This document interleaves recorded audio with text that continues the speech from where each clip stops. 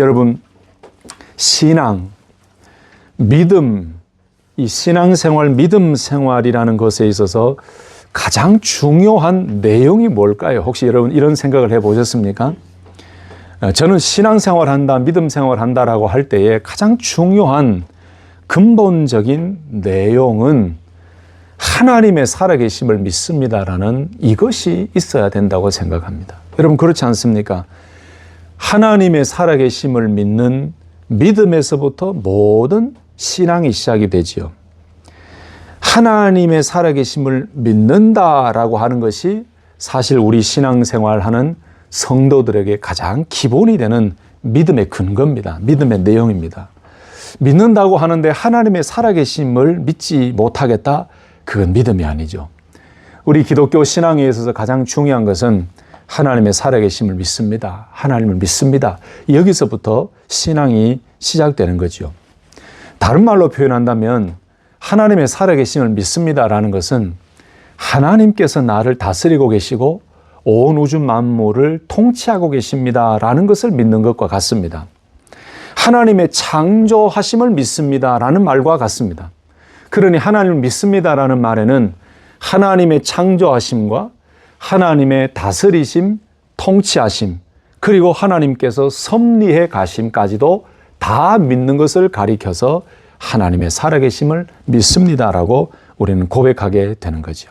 그래서 여러분, 저는 항상 우리 신앙생활하면서 가장 중요한 것은 열심히 봉사하고 열심히 충성하는 것도 좋지만 건강한 믿음 생활, 참 견고한 믿음 생활을 감당하기 위해서는 언제 어디서든지 항상 나는 하나님의 살아계심을 믿습니다. 나는 하나님이 나를 다스리고 계시고 나를 이끌고 계심을 믿습니다라는 이 고백이 넘쳐나야 될 줄로 믿습니다. 아멘이십니까? 여러분 여기서부터 은혜 받는 문도 활짝 열려지는 거예요. 하나님이 나를 다스리고 계시고 하나님께서 나를 통치하고 계시고 하나님께서 지금 살아계십니다라는 이 믿음의 견고함 없이 절대로 깊은 은혜를 누릴 수가 없지요. 그래서 다시 한번 강조하면 우리 성도님들 저와 함께 매 순간 매일 살아가면서 해야 될 고백은 뭐냐?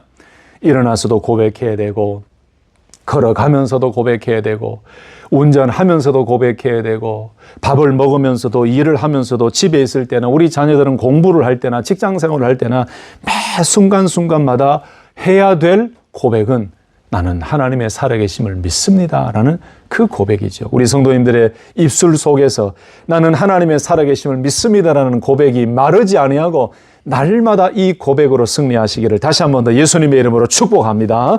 여러분 이런 믿음을 가지고 살아가는 것을 가리켜서 조금 어려운 말로 좀 유식하다는 말로 신본주의적 신앙이라고 얘기하지요.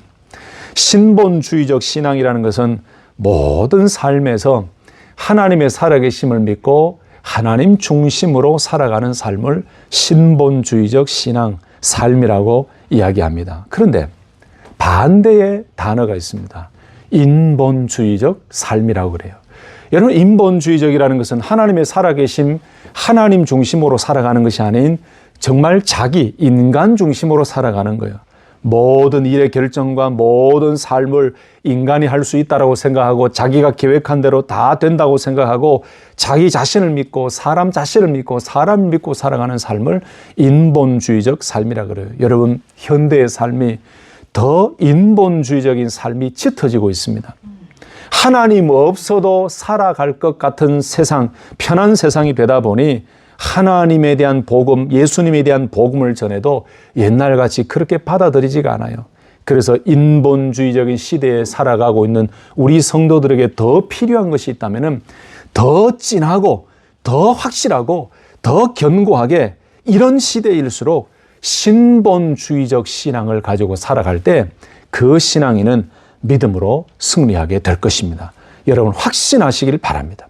이렇게 인본주의적인 삶이 팽배해져가는 시대에서 더 은혜와 복을 받고 하나님 안에서 승리하는 삶은 더욱더 하나님 중심으로 살아가고 신본주의적인 믿음으로 살아가는 그 사람은 절대로 흔들리지 아니하고 견고하게 승리하게 될 것입니다.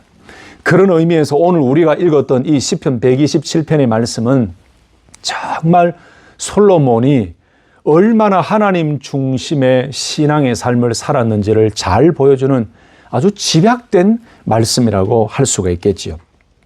솔로몬이 하나님의 살아계심과 통치와 주권을 믿고 살아가면서 자기가 그런 위대한 왕으로서의 삶을 살아가고 있었지만 절대로 하나님 없이는 아무것도 되지 않습니다라고 고백하는 오늘 시편 127편의 1절, 2절의 고백을 통해서 오늘 이 시대를 살아가는 성도들이 어떤 믿음으로 살아가야 되는지를 다시 한번 깨닫게 해주는 말씀입니다. 여러분 성경 말씀 다시 한번 딱 펼쳐보시겠습니까? 시편 127편의 표제어가 나와 있죠. 뭐라고 나와 있습니까? 솔로몬의 시, 곧 성전에 올라가는 노래라고 되어 있죠. 여러분 성전에 올라가면서 항상 불렀던 노래라고 이해하시면 됩니다. 이 127편은 인생에 대한 하나님의 주권을 높여드리며 고백한 솔로몬의 고백의 말씀인데요. 다시 말씀드리면 모든 인생에 하나님의 주권, 하나님의 통치, 하나님의 간섭하심, 하나님의 이끄심이 있어야만 그 인생은 복된 인생이 되고 형통한 인생이 된다라는 말씀이에요. 오늘 우리가 읽었던 이 127편 말씀은 120편에서 134편 말씀 가운데 들어있는 한 말씀이죠. 그런데 이 시편 120편에서 134편에 이르는 이 말씀은 성전으로 올라가는 노래에 속합니다. 그러니까 성전으로 올라가면서 늘 고백하고 불렀던 시라고 생각하시면 되는데 그 성전으로 올라가는 노래라는 표제가 붙은 이 성전 순례시라고 일명 얘기를 하는데 이 15편의 말씀 가운데 오늘 127편은 8번째 말씀에 들어가는 말씀이거든요. 그런데 이 많은 성경학자들의 내용을 찾아보니까 이 성전으로 올라가는 노래 120편에서 134편 중에 이 15편 중에 10편은 정확하게 누가 기록했는지를 알 수 없다라고 성경학자들이 많이 이야기를 합니다. 그리고 4편은 다윗이 기록을 했다라고 이야기를 하고 나머지 한 편은 오늘 본문 바로 127편인데 바로 솔로몬의 시라고 나와 있죠. 우리가 알 수가 있습니다. 여러분 솔로몬 왕이 통치하던 시기는 이스라엘 전 역사에서 얼마나 최고의 전성기를 누렸던 그 시기 아닙니까? 아버지 다윗 왕이 그 기초를 단단하게 세웠죠.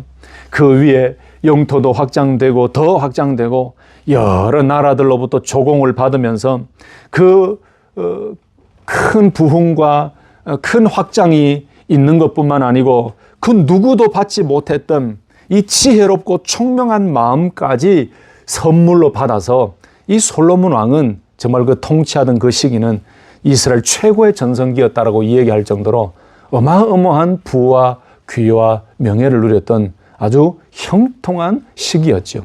그런데 이런 위대한 삶을 살고 있었던 솔로몬임에도 불구하고 이 솔로몬은 하나님 안에서 하나님 앞에서 이런 고백을 다시 하게 됩니다. 하나님의 통치와 섭리가 없습니다. 아무것도 아니다라고 오늘 127편 1절 2절에 말씀하고 있지요. 오늘 127편은 5절밖에 없지만은 솔로몬의 믿음과 지혜와 솔로몬의 간절한 신앙이 다 집약되어 있는 아주 귀한 말씀이라고 저는 생각합니다. 여러분 그렇다면 우리가 솔로몬의 이 고백처럼 하나님의 살아계심과 통치와 주권을 믿는 성도로서 살아가기 위해서 우리에게 어떤 믿음의 자세가 필요할까요? 그 첫 번째는 1절 말씀에 보시면 나오는데 집도 성도 여호와 하나님께서 세우시고 지키셔야만 복을 받고 안전하게 된다는 그 믿음의 확신을 가지고 살아야 됩니다. 1절 다시 한번 보실까요? 여호와께서 집을 세우지 아니하시면 세우는 자의 수고가 헛되며 여호와께서 성을 지키지 아니하시면 파수꾼에 깨어 있음이 헛되도다 라고 말씀하죠. 여러분 이 말씀 너무나 잘 알고 계시지요. 그런데 이 말씀을 지식적으로 아는 것 그 이상 우리에게 필요한 삶이 뭔가 1절에 나오는 이 신앙 고백의 삶을 우리 삶에 적용시키고 이 말씀이 우리 삶의 일상화가 되도록 해야 되는데 솔로몬의 신앙과 솔로몬의 믿음의 고백 가운데 있었던 가장 중요한 고백이 뭐라고요? 여호와께서 집을 세우셔야만 그 집이 세워진다는 거예요. 아무리 하나님 없이 인간이 수고하고 인간이 노력해도 하나님 없는 수고는 다 헛될 것뿐이다 라고 말씀하고 있지요. 이 127편 말씀에 보면은 솔로몬은 이스라엘 왕으로서 부귀와 명예를 누렸습니다. 예루살렘에 여호와의 성전을 짓고 그 성전은 하나님의 백성들이 예배하는 장소로 사용이 되었지요. 그래서 이 127편은 백성들이 성전으로 올라가면서 늘 고백했던 그 고백입니다. 저와 여러분들도 예배 드리러 오면서 이 고백이 계속 나왔으면 좋겠어요. 여호와께서 집을 세우지 아니하시면 세우는 자의 수고가 헛되며 라고 했습니다. 여러분 여기 집을 세우지 아니하시면 하고 할 때 집이라는 단어가 나오죠. 히브리어 단어로 집이라는 단어가 바이트라는 단어예요. 그런데 이 집이라는 단어는 여러 의미가 있습니다. 원래 이 집, 바이트라는 단어 속의 기본적인 개념은 이 집 건물, 하우스, 빌딩이라는 의미도 있지만 이 말씀 속에는 가정이라는 의미도 있고 국가라는 의미도 있고 성전이라는 의미도 있어요. 또 다른 말씀을 찾아보면은 자녀, 출생 이런 의미도 있습니다. 그래서 여호와께서 집을 세우지 아니하시면 이라는 이 말씀은 여호와께서 집을 세우셔야만 된다는 말씀이죠. 그렇다면 제가 오늘 이 집이라는 의미를 말씀드린 것을 조금 번역하고 적용해서 이해를 한다면 어떤 의미가 될까요? 여호와 하나님께서 가정과 나라와 집과 자녀들과 출생의 모든 것들을 통치하고 다스리시고 간섭하시고 은혜를 주셔야만 이런 의미가 되는 거죠. 여러분 다시 한번 솔로몬 왕을 기억해 보십시다. 솔로몬이 왕위에 오르고 난 이후에 이 솔로몬 성전을 7년 동안 지었죠. 그 성전은 유다가 멸망할 때까지 거의 400년 동안 이스라엘 백성들에게는 어떻게 보면은 신앙적인 영적인 중심이었어요. 하나님을 만나는 거룩한 곳이었습니다. 그리고 왕궁도 13년 동안 지었습니다. 이스라엘 전 역사를 통틀어서 이런 왕과 이런 놀라운 일이 없을 정도로 엄청난 부와 명예와 귀가 있었지요. 그런데 여러분 구약 성경의 아가서 6장 말씀을 읽다 보면 솔로몬 왕에게 왕비가 60명이 있었다. 또 열왕기상 11장에 보면은 솔로몬 왕에게 후궁이 700명이나 있었다. 60명이든 700명이든 300명이든 그렇게 많은 여인들을 아내로 맞았다면은 제 생각에는 그 여인들 살아가야 될 집이 있었을 것 아닙니까? 큰 대형 룸에 60명, 몇백 명을 다 수용하도록 하진 않았을 거 아니에요. 그 집을 방을 하나씩 주려면은 얼마나 그 규모가 컸겠습니까? 그리고 이 여인들은 하나님을 모르는 사람들 거의 대부분이 정략적으로 결혼한 이방 나라의 공주들이 많이 있었기 때문에 그 여인들은 솔로몬의 집안의 집, 그 영적인 그 거룩한 집을 무너뜨리려고 생각도 했을 거예요. 어찌됐든 간에 이 솔로몬이 가지고 있었던 여러 가지 부와 여러 가지 후궁들 이런 이야기를 보면 그의 성전이나 그의 왕궁이 어마어마했었다라는 것을 짐작할 수 있죠. 그런데 그런 솔로몬 왕이 그런 놀라운 엄청난 권위와 그 환경에서 살아가고 있음에도 불구하고 오늘 같은 고백을 했다는 것이 좀 이상하지 않습니까? 만약에 저와 여러분들이 그런 솔로몬 왕의 권위를 가지고 있었다면 남 부럽지 않게 그냥 떵떵거리며 살았을 것 같아요. 그런데 오늘 말씀을 보면은 솔로몬 왕이 정말 믿음으로 하나님을 바라보고 하나님께 고백한 그 신앙이 얼마나 깊은지 알 수 있어요. 여호와께서 세우지 아니하시면 세우는 자의 수고가 헛됩니다. 아까도 설명드렸지만 여기에 세운다라는 이 의미의 히브리어는 아들, 딸, 집이라는 의미와 같은 어근에서 유래가 되었어요. 그러니까 세운다라는 것이 아들과 딸을, 그러니까 자녀들을 출생하고 그 자녀들을 믿음으로 세우는 일까지 다 포함되어 있는 의미가 세운다라는 의미예요. 같은 집이라는 어근에서 시작이 되었어요. 제가 그래서 이런 말씀이 어디 있는가 찾아봤어요. 창세기 30장 3절에 라헬이 이르되 내 여종 비라에게로 들어가라. 그가 아들을 낳아 내 무릎에 두리니 그러면 나도 그로 말미암아 자식을 얻겠노라라는 말씀이 나와요. 근데 여기에 자식을 얻겠노라라는 말씀이 오늘 본문 시편 127편에 나오는 세운다라는 단어와 같은 어건이에요. 같은 의미예요. 그리고 신명기 25장 9절 말씀에 보면은 그의 형제의 아내가 장로들 앞에서 그에게 나아가서 그의 발에서 신을 벗기고 그의 얼굴에 침을 뱉으며 이르기를 그의 형제의 집을 세우기를 즐겨 아니하는 자에게는 이같이 할 것이다 라고 했는데, 여러분 이 말씀은 가계를 잇기 위해서 자녀를 출산하는 것을 가리켜서 집을 세운다라는 의미로도 사용이 되었어요. 그래서 시편 127편 1절 오늘 본문에 집을 세운다라는 것은 외형적인 집 건축물만을 이야기하는 것이 아니고 아들과 딸 출생까지도 다 포함되는 의미예요. 그러니 여러분 1절 말씀의 상반절에 나오는 이 고백을 우리가 종합해 보십시다. 여호와께서 집을 세우지 아니하시면 세우는 자의 수고가 헛되다. 이 말씀은 어떤 의미일까요? 여러분 우리가 일반적으로 집을 세우는 것뿐만 아니고 자녀를 출산하는 일도 하나님이 은혜를 주시고 하나님이 통치하시고 하나님이 다스리셔야만 거기에 은혜가 있다는 거죠. 아멘이십니까? 여러분 제가 젊은이들을 많이 만나보잖아요. 근데 요즘 젊은이들은 결혼도 조금 늦고 나이가 늦고 이 출산, 한국은 지금 저출생 때문에 난리인데요. 미국도 마찬가지로 요즘 젊은이들이 결혼도 늦게 하고 이 출산하는 일을 그렇게 좋아하지 않는 것 같아요. 그래서 만나보면은 때로는 이렇게 저에게 이야기하는 청년들이 많아요. 목사님, 아유, 돈 좀 많이 벌고 지금은 좀 즐기고 우리 부부로 좀 즐기고 좀 나중에 있다가 40 좀 넘어서 자녀를 낳고 그래서 좀 돈도 좀 벌어놓고 나중에 자녀를 낳아야 자녀를 양육하는데 좀 편할 것 같습니다. 이런 얘기를 해요. 뭔가 특별한 상황이 되어서 지금 자녀를 낳지 못하는 경우라면은 어쩔 수 없지만 그렇지 않은데 자기 마음대로 자녀를 낳는 것이 가능하다라고 이야기하는 그 청년들에게는 제가 좀 야단을 칩니다. 뭐? 자녀 낳고 아들, 딸 낳는 거 네 마음대로 되는 줄 아니?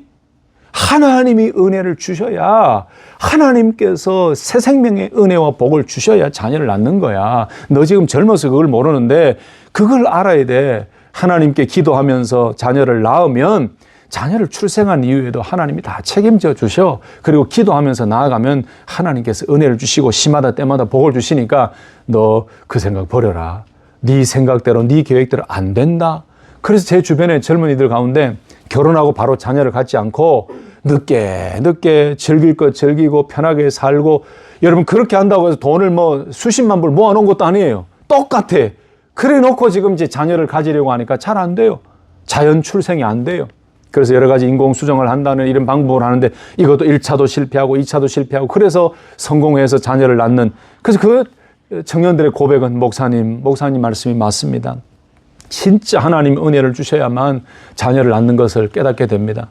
지금도 제 주변에 열심히 노력하고 있는 우리 청년들도 있습니다만은 여러분 그렇지 않나요?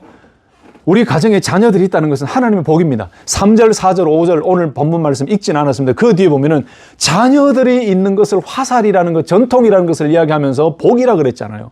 자녀들 출생하는 것도 하나님이 은혜를 주셔야 복이 되고 자녀들 태어나는 것도 하나님의 은혜로 태어나는 줄로 믿습니다. 아멘이십니까? 그리고 그 자녀들을 세운다라고 할 때 그 자녀들이 믿음으로 성장해 가는 것도 여호와 하나님께서 그 자녀들의 신앙과 믿음을 지켜주시고 세워주셔야만 자녀들이 견고한 영적인 자녀로 나아간다라는 의미가 있죠. 여러분 솔로몬의 자녀 중에 르호보암에게 참 어려움이 많았죠. 제대로 된 신앙을 가르쳐주지 못했습니다. 왕으로 나라를 어떻게 통치해야 하는지, 나라를 어떻게 견고히 세워가야 되는지에 대해서는 가르쳐줬지만은 그의 아버지 다윗의 신앙을 갖도록 정말 믿음의 길을 가도록 온전하게 제대로 가르쳐주지는 못했던 것 같습니다. 그러니까 오늘 솔로몬의 고백은 얼마나 이해가 됩니까? 여러분 저희들도 마찬가지, 우리도 마찬가지입니다. 오늘 1절의 고백이 우리의 진실한 고백이 되기를 예수님의 이름으로 축복합니다. 여러분 자녀를 놓고 기도하시잖아요. 기도하실 때 여호와께서 집을 세우지 아니하시면 세우는 자의 수고가 헛되며, 이 말씀 잊지 마시길 바라요. 여러분 자녀들이 좋은 직장 가지고 있고 떵떵거리며 정말 형통하게 살아간다 할지라도 여러분 자녀, 우리 자녀들의 신앙과 그 영적인 견고함은 하나님이 세워주시고 하나님의 은혜로 하나님이 통치해 주시고 하나님이 다스려 주셔야만 우리 자녀들의 신앙도 믿음도 견고해 주는 것입니다. 아멘이십니까? 근데 우리는 외형적인 것만 보고 견고하다라고 생각할 때가 있어요. 정말 안 됩니다.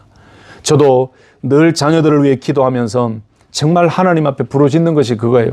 보여지는 외형적인 것이 아니고 하나님, 우리 자녀들의 믿음 가운데 그 깊은, 부모들이 볼 수 없는 그 깊은 마음 속에 하나님을 향한 온전한 믿음이 있게 하시고 철저하게 하나님의 살아계심을 믿고 신본주의적인 신앙으로 살아갈 수 있도록 하나님, 우리 자녀들의 믿음을 세워주십시오. 아무리 부모가 가르친다고 할지라도 하나님이 도와주시지 않으면, 하나님이 세워주시지 않으면 우리 자녀들 온전히 세워지지 않습니다. 저는 이렇게 기도하고 있거든요.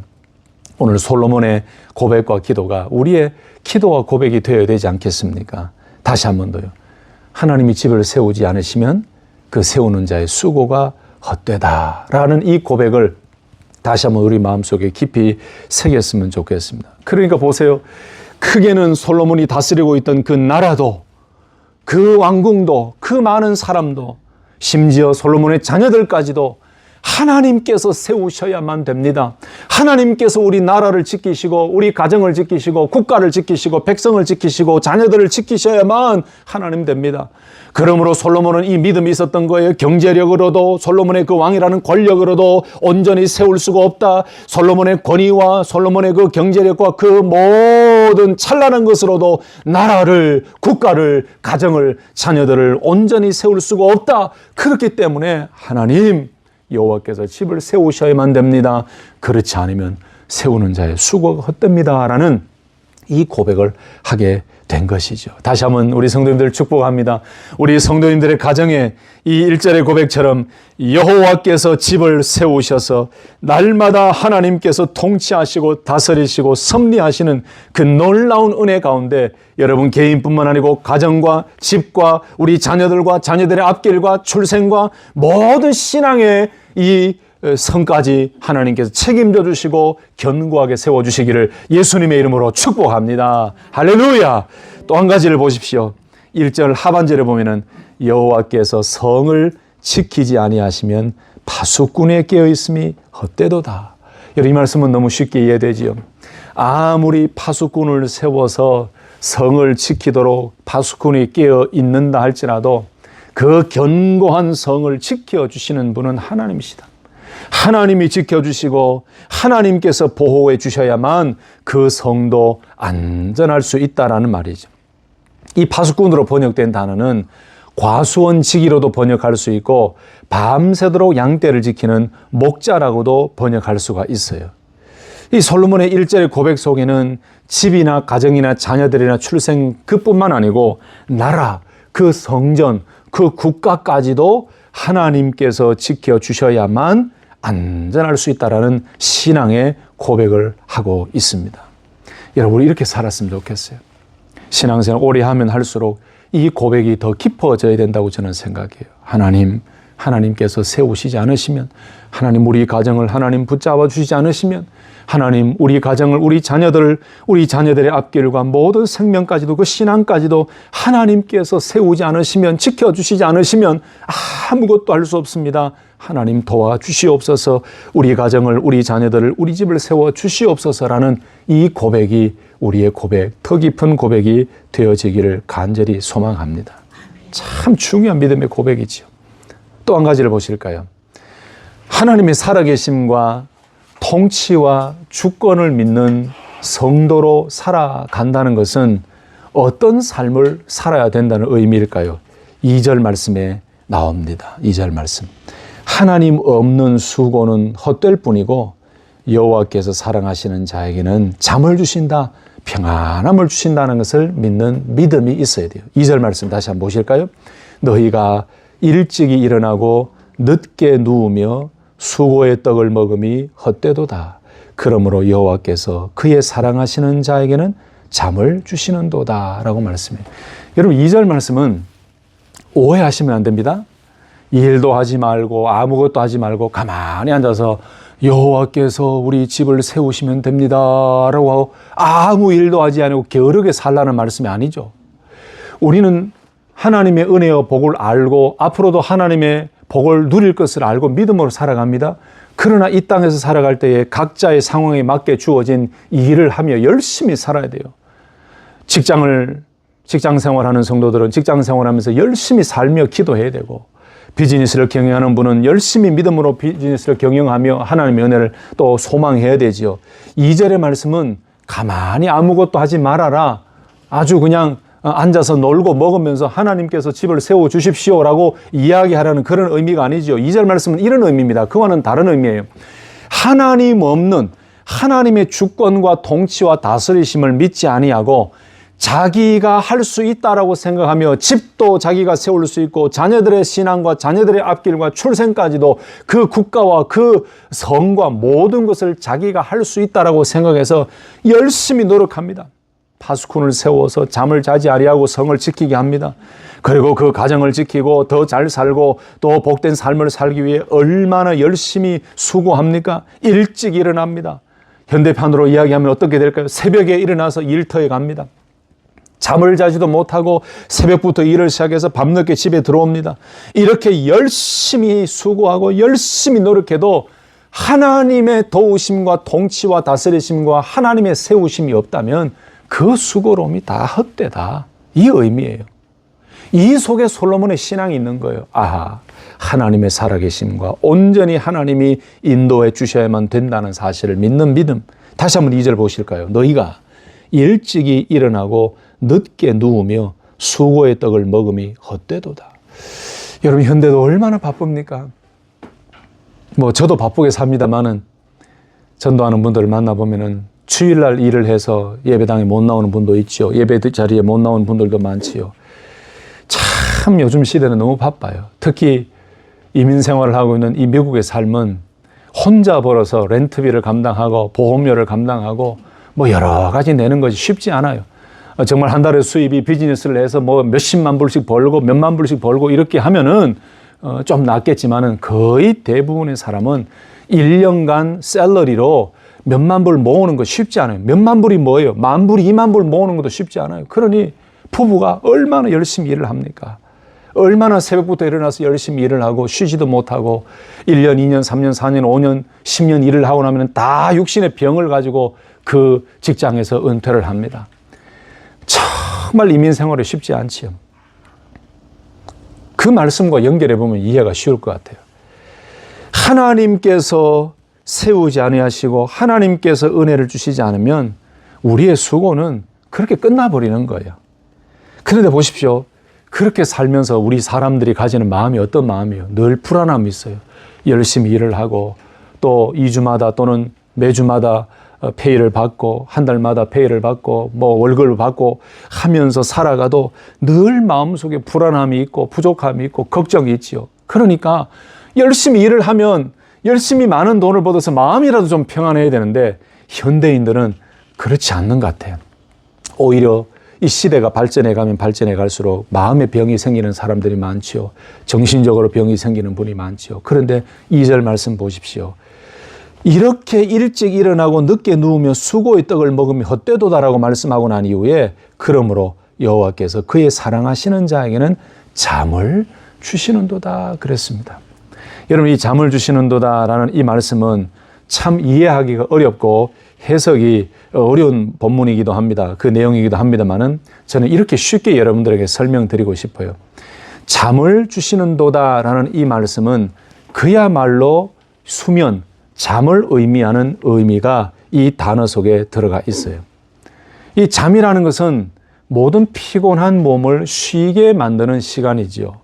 그리고 이 잠이라는 의미는 마음의 평안이라는 의미까지 들어가 있습니다.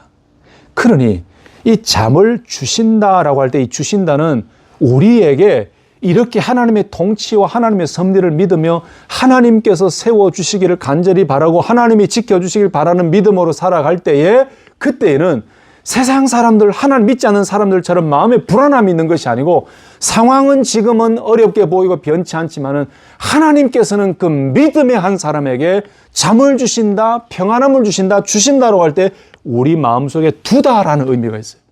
이해가 되시죠? 우리가 하나님 앞에 기도하며 하나님의 세워주심과 하나님의 지켜주심을 믿으며 하나님의 통치와 주권을 믿는 믿음으로 오늘 솔로몬과 같이 이렇게 고백하며 살아갈 때에 하나님께서는 우리에게 단잠을 주신다, 평안함을 우리 마음속에 넣어주신다라는 의미가 있어요. 성도 여러분, 이 말씀을 확실히 믿으시기를 예수님의 이름으로 축원합니다. 하나님을 의지하고 하나님의 통치와 주권을 믿는 믿음으로 하나님께서 세워주시기를 바라고 보호해 주시기를 바라며 하나님께 간절히 간구하는 그 마음 가운데 하나님께서 이 편안한 잠과 평안을 주신다는 것을 잊지 마시고 늘 하나님이 세워주시기를 바라며 하나님께서 지켜주시기를 바라는 그 믿음으로 평안한 한 걸음 한 걸음 나아가시기를 예수님의 이름으로 축원합니다. 말씀을 정리하겠습니다. 말씀을 마치면서 여러분들은 오늘 이 말씀을 어떻게 받아들이셨습니까?